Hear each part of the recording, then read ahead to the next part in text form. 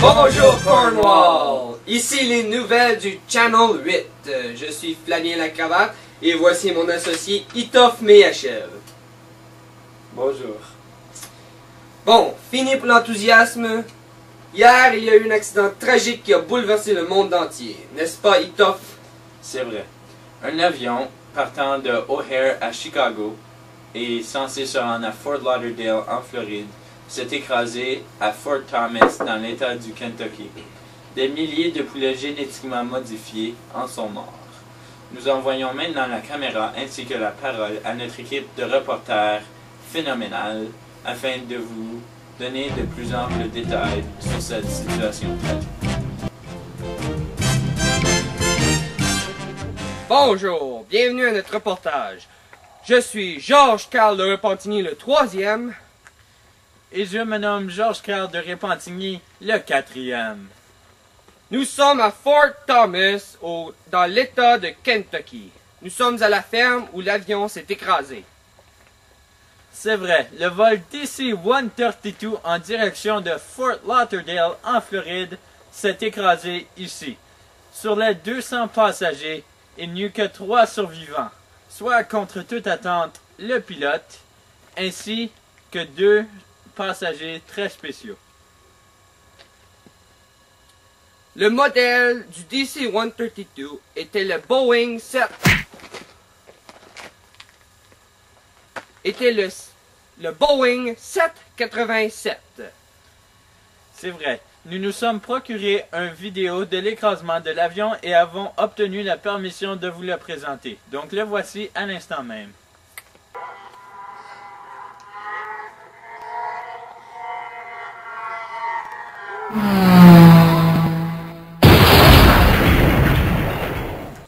Voici maintenant le témoignage d'un survivant. Yo, moi j'étais tout seul dans mon siège quand je savais qu'on était dans un piège. Puis là, soudainement, on s'est viré de bord, puis paf! On se ramasse dans le nord. Là, soudainement, on a atterri dans un champ. Il y avait du monde qui criait. Moi, je pensais à mes intérieurs, ils se pliaient. Il y avait du feu partout. Moi, j'étais accroché par le cou. Je cherchais pour s'il y avait d'autres monde en vie. Tout ce qu'il y avait, c'est un petit roux de Chicoutimi.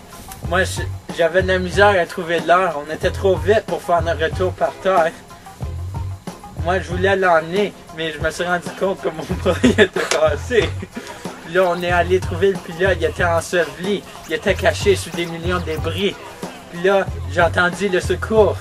C'est à eux que je dois mon retour. Yeah. Nous avons aussi les accusations d'un autre survivant. Malheureusement, il a plus souffert de l'écrasement de l'avion que l'autre. Il a été accusé d'avoir en sa possession une arme de destruction massive dissimulée sur lui et une arme meurtrière. Ces affirmations sont évidemment fausses. Après la pause, Georges de Carl de Repentigny, le 4e, va avoir une entrevue exclusive avec ce passager malchanceux. Dommage, vous êtes présenté par Ford. Une voiture, c'est Ford. Achète-toi une bonne Ford. Envoie une Ford, une petite Ford. L'assurance près des jardins avec les petites tortues, puis les petits lapins, puis tout le kit, c'est bien le fun. Tu veux une bière qui a du caractère, une bonne bière. Prends-toi une bonne bière avec du caractère. Bonjour mesdames et messieurs, ici Georges Carl de Repentigny, le 4e. Je m'apprête d'aller passer mon entrevue avec le petit roux de Chicoutimi. Mais avant, je dois aller dans sa chambre pour m'assurer qu'il est prêt à l'entrevue. Je reviens dans 2 secondes.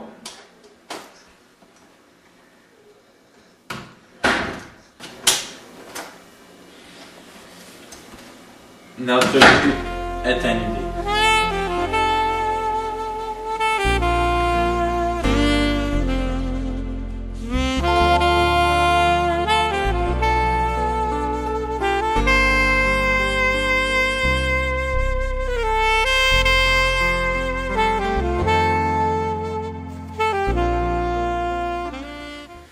Bonjour mesdames et messieurs, nous sommes ici au laboratoire de recherche afin d'essayer d'élaborer les causes de cet incident tragique.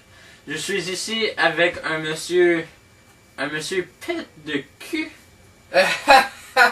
Mais non, c'est Pete de Cole. Pete de Cole, oui, c'est ça que je voulais dire. Pete est en charge de la sécurité aérienne. Il est ici pour nous informer sur les fonctions de la boîte noire. Premièrement, Pete, qu'est-ce qu'une boîte noire?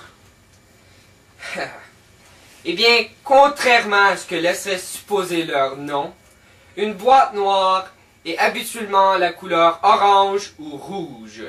Elles servent à déterminer des informations sur les vols. Merci. Et ces boîtes noires, est-ce qu'elles sont toutes pareilles ou y a-t-il différentes sortes de boîtes noires? Comment ça marche? Il y a deux sortes. Il y a le CVR, qui enregistre les conversations à bord du cockpit. L'autre est le FDR, qui enregistre les données du vol. Ah, et ces boîtes, où sont-elles placées dans l'avion? Elles sont placées à l'arrière, afin d'utiliser le devant de l'avion pour amortir la chute. Et supposons que vous êtes dans un très long vol. Combien de temps vos boîtes noires ont-elles avant de se remplir de données?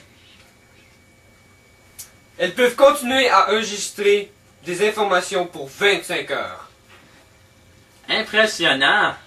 Comment résistantes sont-elles face à un écrasement? Eh bien, pour un écrasement, elles peuvent survivre à une force de 3400 G. Elles peuvent survivre à une chaleur de 1100 degrés Celsius.